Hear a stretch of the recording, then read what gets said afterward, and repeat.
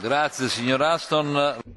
Thank you, Lady Ashton. Mr. McMillan-Scott had a question for you, I believe. Are you willing to accept a question? Prego. Go ahead. Agree that there's been a practical unanimity of view in the House. It's on. Perhaps Baroness Ashton could comment on this. There's been practical unanimity in the House that the recognition of the National Interim Transitional Council, currently based in Benghazi, by the European Union would be an extremely important political signal, would allow humanitarian and other strategic aid into the country. She hasn't replied on that point. Many speakers raised it. Perhaps she could just tell us what her views are and whether she can convey the message to the Council on Friday.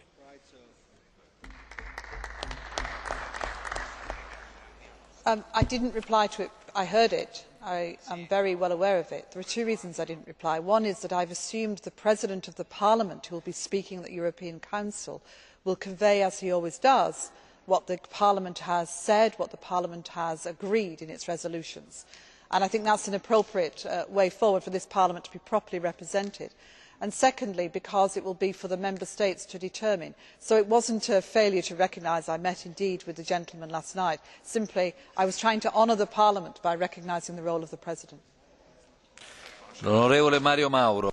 Mario Mauro.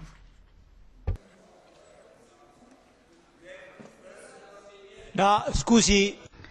I apologise. Commissioner, in the light of what McMillan-Scott has just said, I haven't understood if the proposal that the recognition of the Libyan National Interim Council, will that be one of the proposals you intend to make from the Commission to the Council? I'm sure you're happy for the Parliament to discuss it, but Commissioner Ashton, are you going to propose that recognition as part of your package of proposed initiatives on the 11th? That's the question. I can only do what within my mandate I am allowed to do. My personal opinions do not count in this, and honourable members have to understand that. I have met with the Council. Please listen, I have met with the Council. I have listened, I have heard what the Parliament has said. The President of the Parliament will report. It is an important, as Mr Cohn-Bendit says, it is very important. But I cannot stand here today and say, I will therefore recommend. What we have to do is go forward with what the Parliament agrees when it passes its resolution, and I have seen what it is suggesting. What we then report to the President of the European Council for the conclusions of the European Council, which rests within his hands, for the Foreign Affairs Council to meet and discuss, and for the Parliament, through its President, to put this forward. And then the European Council will take a decision. I am not trying to avoid the issue. I am simply saying you have to pull all those things together and then make a decision. And I mean no disrespect to the Transitional Council, but again, we have to do this properly and to make sure that what we do, we are confident and comfortable with.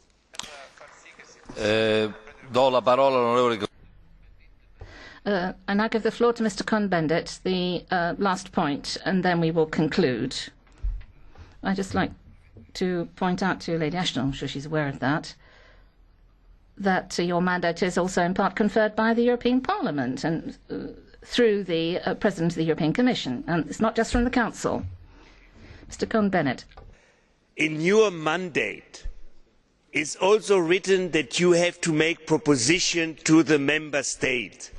Is it in your mandate? So we want that you take your mandate seriously, and after a debate in the Parliament, after a resolution that you will read, you know it, that there will be an overwhelming majority to take this seriously and to make this proposition to the Council. If not, there will be a big crisis between you and the European Parliament.